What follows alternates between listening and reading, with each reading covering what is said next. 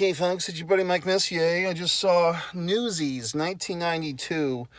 Never seen this film in its fruition. I remember a long time ago seeing a few minutes of it on television, some type of cable TV situation, but I'd never seen the full thing. And kind of a star-studded cast led by a young Christian Bale. I'm guessing he was maybe 19 or 20, maybe 21 in real life, playing a younger guy. But he does it pretty well. He does look a little more mature than the other guys in there playing younger guys. There's definitely an interesting story here based on true events. Back in the day, I guess the 1920s, I think this is when it takes place. You know, the newspaper was a big deal. I mean, this was before television, before the internet, if people can even imagine such a thing. The newspaper was the power. And there were certain people in the United States, Pulitzer and Hirsch, were kind of these kingpins who had all the power. Now, ironically enough, this movie, which, kind of is for unions and for workers' rights and all that good stuff, this is a Disney movie. I mean, the irony of that is not lost on me. Maybe at the time, 1992, this thing was made. It wasn't quite the thing where Disney owned Star Wars and Disney owned this and Disney owned that. They just owned Disney. But it wasn't lost on me. It was not lost on me that the irony of Disney, this mega force in entertainment and pop culture, is the one that's kind of going against the newspapers in regards to this story, this film. So you've got now it's a musical. Oh boy. So typically, I'm not a big fan of musicals, and I did some research before seeing this film. Apparently, live-action musicals were not very popular in 1992. It hadn't been done in a while. Maybe the last successful one before that was probably Grease, a decade before. And then before that, West Side Story. But the live-action musical was not something people really wanted to see in 1992. They kind of like their musicals to be animated, and so forth. So this movie, it's interesting to see a young Christian Bale. I also read that him and another one of the leads weren't very good dancers. So there's an opening scene where there's some dancing involved, and you can tell Christian Bale doesn't know what the fuck he's doing. He's so out of sync, but it's kind of funny.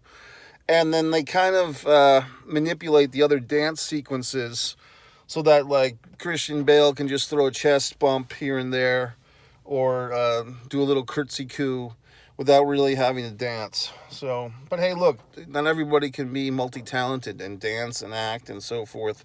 I mean, there's only so much one individual can do. Christian Bale has the lion's share of the acting in this movie. Just like me. I mean, I'm such a multi-talented guy. I can do these YouTube videos. I can write these wonderful books that are available on Amazon that you should be buying by now. All the wonderful things that everyone can do. Very pretty young woman. I looked her up. She was kind of the female lead, and I don't know if she's the female lead.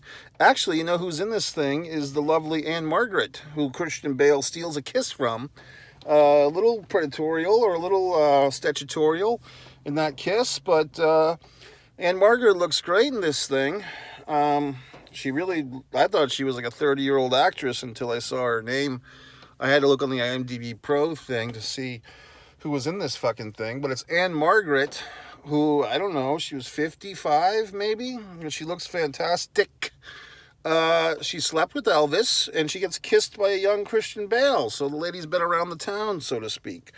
But in any way,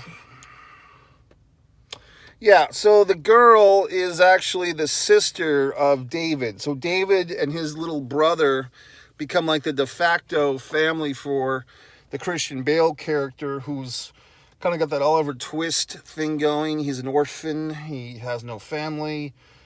He kind of tells this myth that his family's gone out west to get a ranch, but it's not really true. So he's all fucked up, but he's the leader of this union thing. And then David is kind of like the walking mouth, they call him. He's feeding him information. So, and then also the kid from Doogie Howser, not Neil Patrick Harris, but the other one, Max, is in this thing.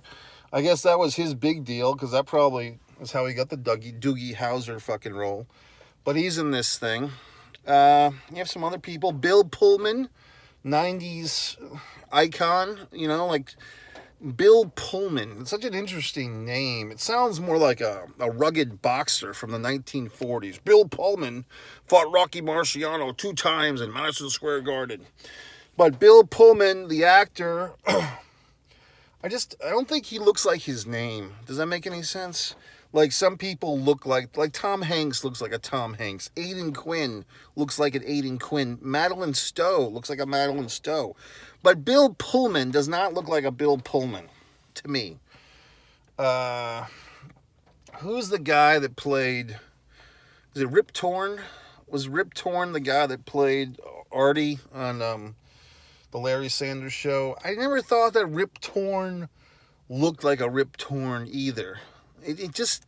Some people don't look like their names, and that upsets me.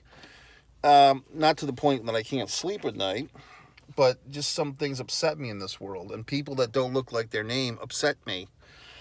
What else? Good movie. I mean, I was the only one in the goddamn theater again.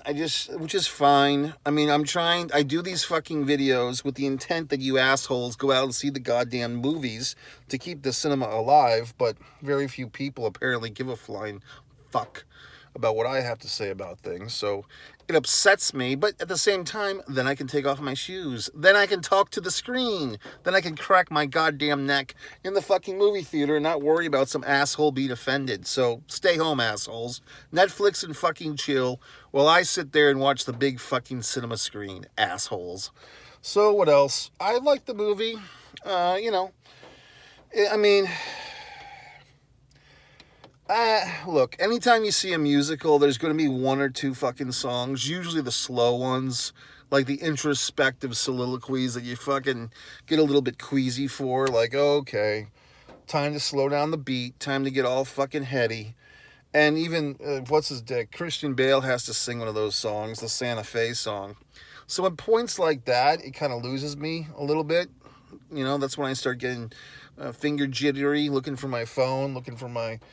Almond Joy, whatever the fuck. But for the most part, I enjoy this film. It's got a message. Like I said, it's interesting to me that Disney made this film against tyranny in entertainment or tyranny in information, and now they're one of the tyrannosaurus. Understand? So subscribe to Mike Messier YouTube channel. Do me a fucking favor, buy my goddamn book, or at least read it on Kindle Unlimited, for Christ's sake.